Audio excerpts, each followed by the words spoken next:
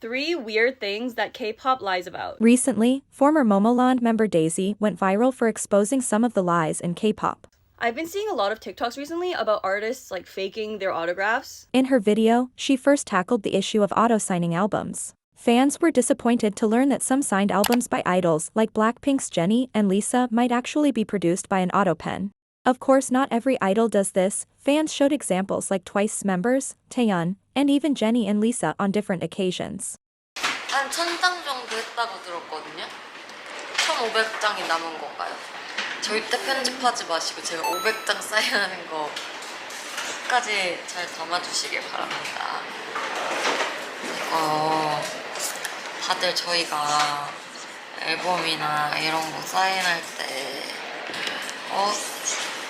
직접 안 한다는 그런 안 좋은 소문들이 많던데.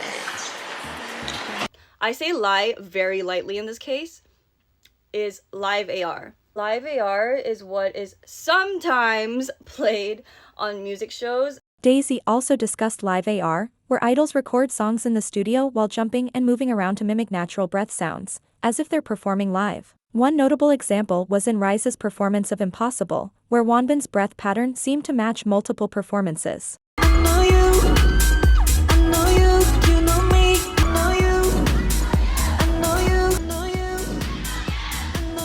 The part of her video receiving the most backlash was when Daisy talked about idols lying about going on hiatus. Another weird thing that K-pop lies about is the reason for hiatuses and injuries. I would hope that most of the time they're not lying and they're literally just telling the truth. But in some cases, they do lie about the reasons, and I have experienced this firsthand. Because in my hiatus meeting, they told me that the article that's going out is going to say that you are on hiatus because of health issues, and that literally sent me over the edge. I told them that if they put an article out like that, I'm going to tell the entire world that that is a big fat lie. So as a result, my article just said that it was for personal reasons.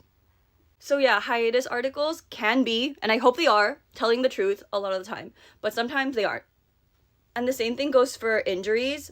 The official statement may say that it's like a fractured arm or a fractured leg, and then the idols show up, cast, crutches, whatever it may be.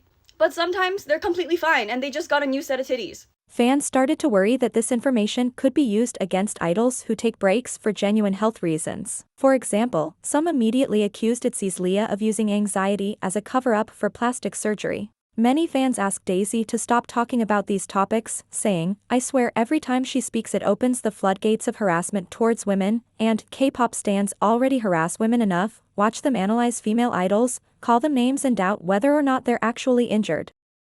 On the other hand, some defended Daisy, arguing that she has the right to speak from her experience. I think Daisy is allowed to stand up and say these companies have complete control over their idols' public image. It's well known that the statements companies release aren't always the truth.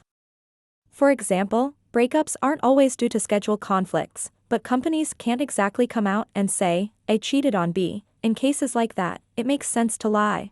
Also, remember when P1 Harmony's company revealed that Jiyoung had diarrhea? It would have been better off just saying it was for personal reasons.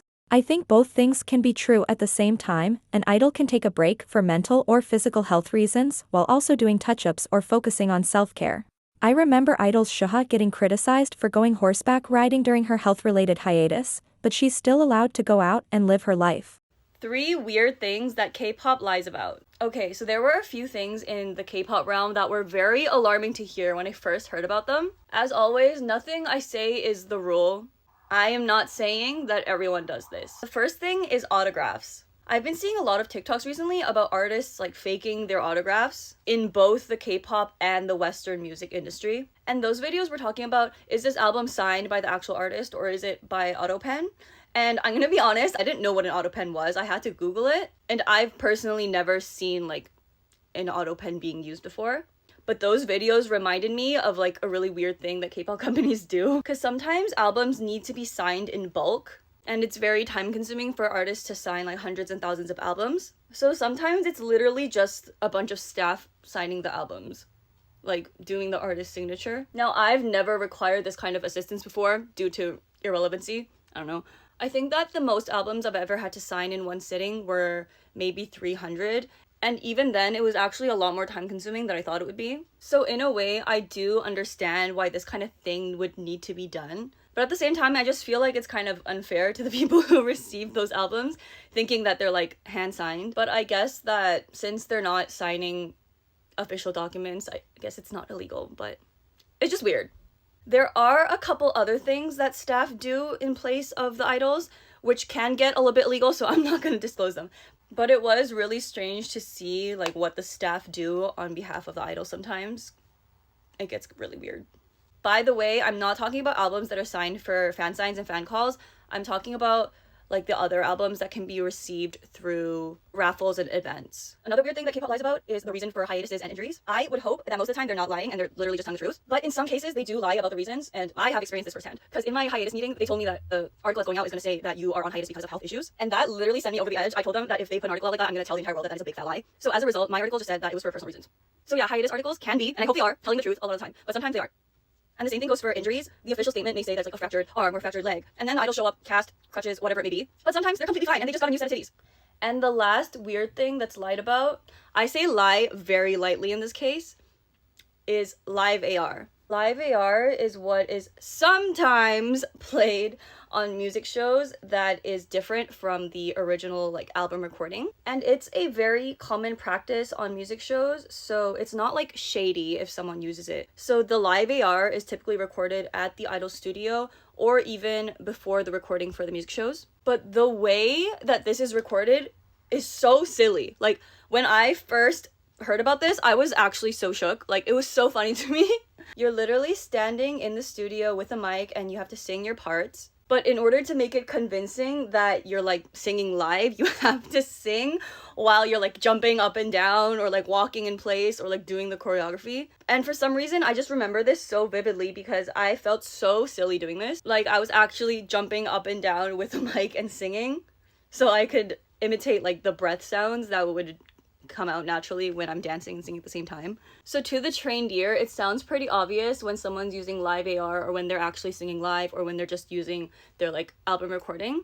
But I would say that live AR is pretty convincing because it does sound like they're actively dancing and singing at the same time. And I know that there's a lot of controversy surrounding live singing on music shows. So I just wanted to add in this video that sometimes it's not really the artist's choice. These music shows are live broadcasted, so there are a lot of like precautions that come to running the show and how it's operated. And a lot of the time there's just a physical lack of resources to go around for everyone to be singing live, because there's also a lot of groups these days that are like 10 members or whatever.